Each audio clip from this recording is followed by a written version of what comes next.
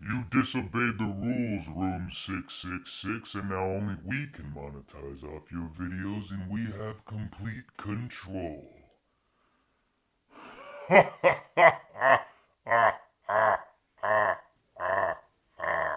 Nobody cares. Shut up.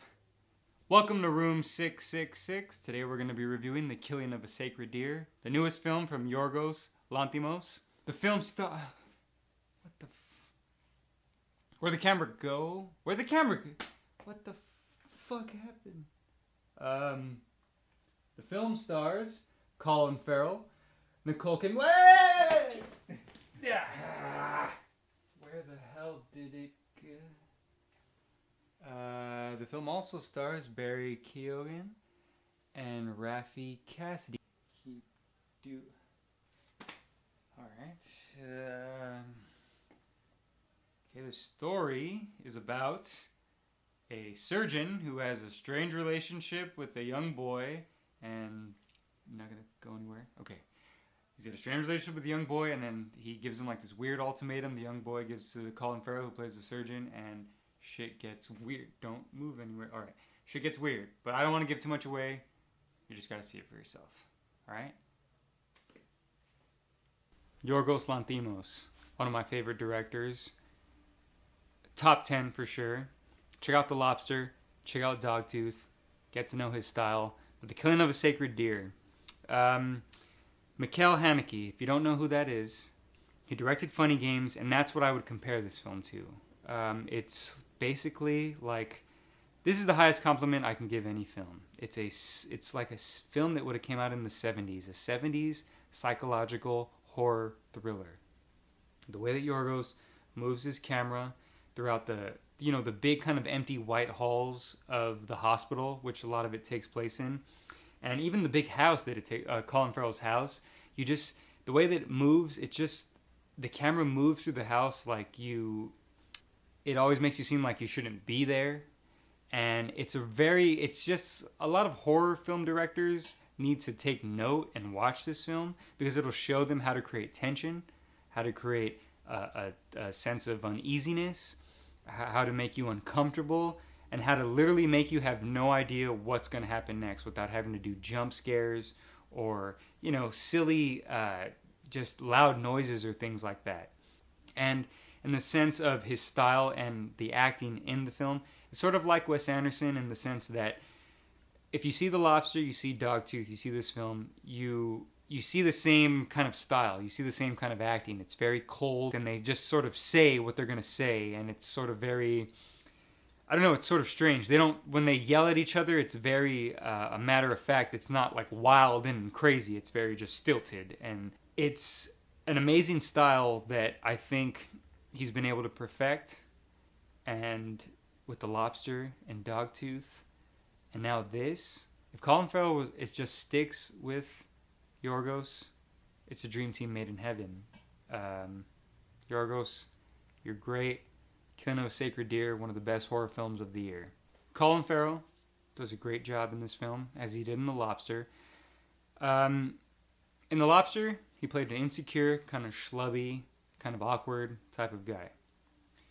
In Killing of a Sacred Deer, he plays a surgeon, so he's not socially awkward, he's a little bit more cold, a little more calculated. He knows how to handle himself in situations where there's people around.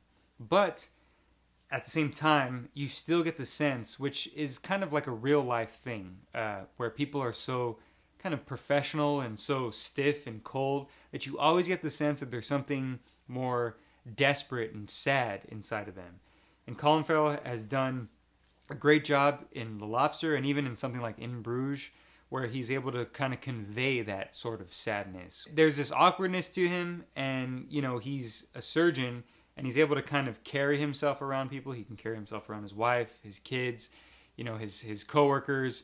But at the same time, he still kind of has this sort of sadness in him, and this really sort of desperation that Colin Farrell does an amazing job of showing in this film. And even all the times where he's supposed to be funny, horrified, anything that Colin Farrell needs to do in this film, he does it well, and he does it in the style that Yorgos needs him to, and it works perfectly. I hope they work together all the time.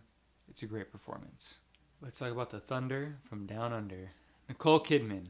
Now, she's been in a lot of stuff this year, and a lot of people have been talking about it's her renaissance and all this stuff. Well, guess what? Nicole Kidman never left. She's been doing great shit like every year, all the time, and everything she's in. She was nominated for an Oscar last year for Lion, for fuck's sake.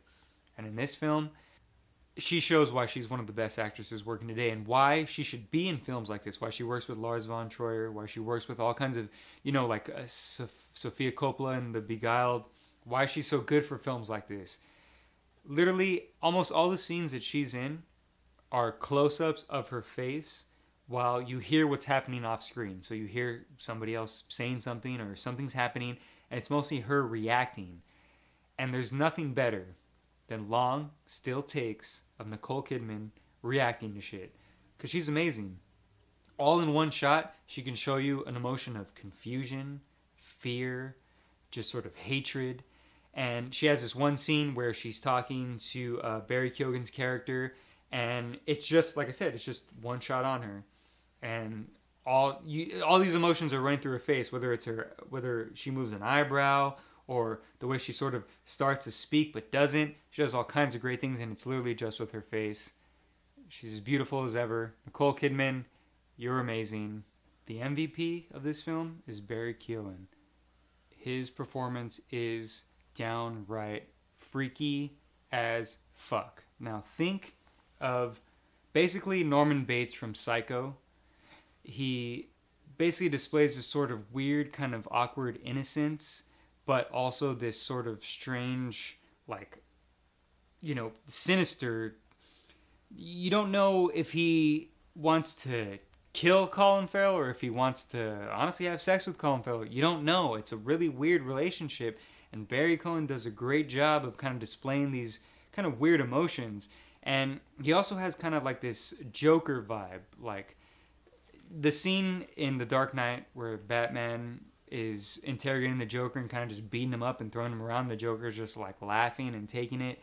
That's basically Barry Keoghan's performance, but without all the kind of crazy theatrics and laughter.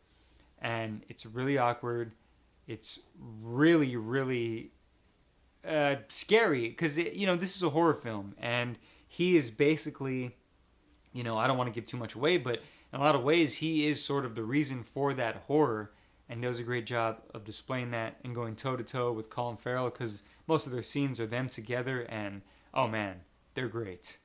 But there's also Raffi Cassidy. Now, she plays the daughter of Colin Farrell, and she's also in a bunch of scenes with Barry, and she's also able to kind of display that sort of innocence and that sort of awkwardness that she needs to display because she's easily influenced by him. She's a young girl, she wants to, she's kind of exploring herself, and Barry's character is taking advantage of that.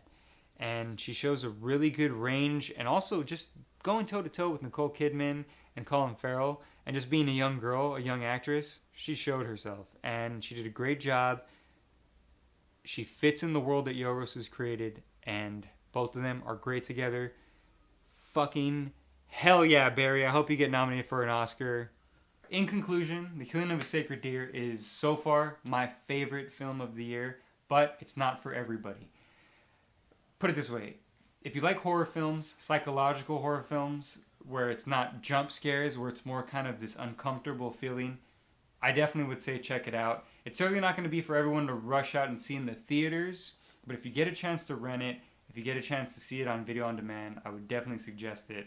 It's under A24, so it's probably not going to be on video on demand. They like to put their stuff out on theaters. But if you can rent it, check it out. It's, in my opinion, one of the scariest films of the year. And I think it's a good thing they put out in October because you can enjoy it as a horror film. And it's a psychological thriller. And it's a comedy. It's all kinds of things. If you like Yorgos, check it out. If you like The Lobster, Dogtooth, run out and see this. Killing of a Sacred Deer. Don't move, camera. Don't fucking move. Alright? YouTube, I'm tired of this shit. Where you at now, YouTube? Huh?